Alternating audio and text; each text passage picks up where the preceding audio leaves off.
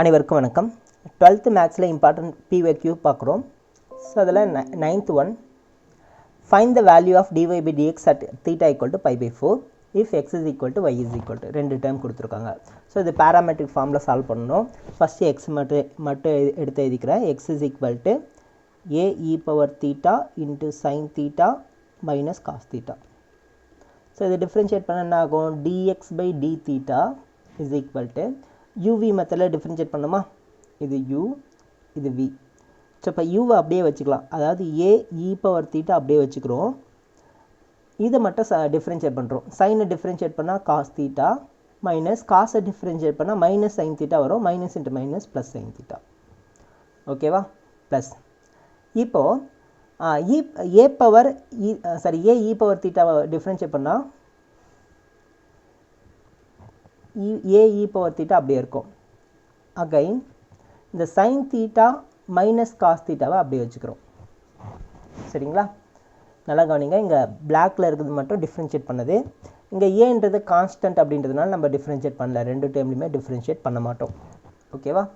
சப்போ இதில் ஏ e power theta காமனாக இருக்குது, வெளியே எடுத்துலாமா? ஏ இ பவர் தீட்டா காமனாக வெளியே எடுத்தோம் அப்படின்னா என்ன ஆகுது? Cos theta plus sine theta plus sine theta minus cos theta. So இப்போ காமனாக இருக்கிறதெல்லாம் கேன்சல் பண்ணிடலாமா? ப்ளஸ் மைனஸில் இருக்கிற காஸ் தீட்டா கேன்சல் ஆகிடுது. அடுத்து ஃபைனல் ஆன்சர். ஸோ ஃபைனலாக a e power theta into 2 sine தீட்டான்னு வருது. இதை 2a e power theta sine தீட்டான்னு எழுதிக்கலாம்.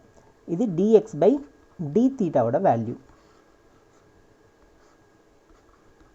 அடுத்து dy by d theta. First y யோட வேல்யூ எடுத்து எழுதிக்கலாம். y is equal to a e power theta into sine theta plus cos theta.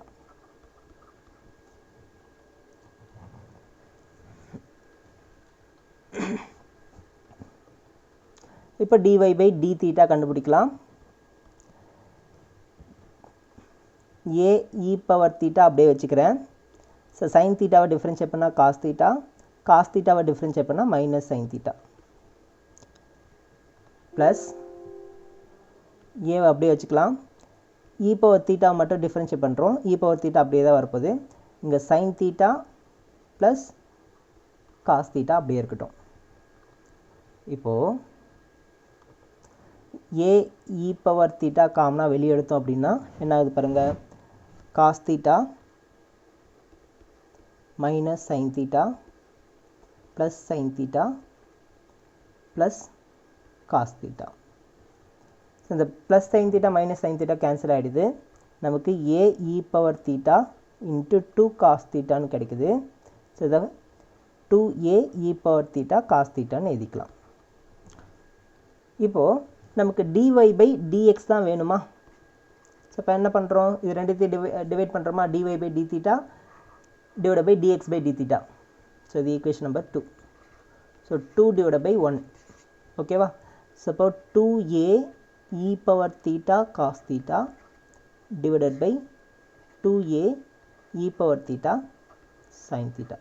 So இது அப்படியே கேன்சல் ஆகிடும். நமக்கு என்ன கிடைக்கும்? காட் தீட்டான்னு கிடைக்கும். ஸோ இப்போ கொஸ்டினில் என்ன கேட்டிருக்காங்க?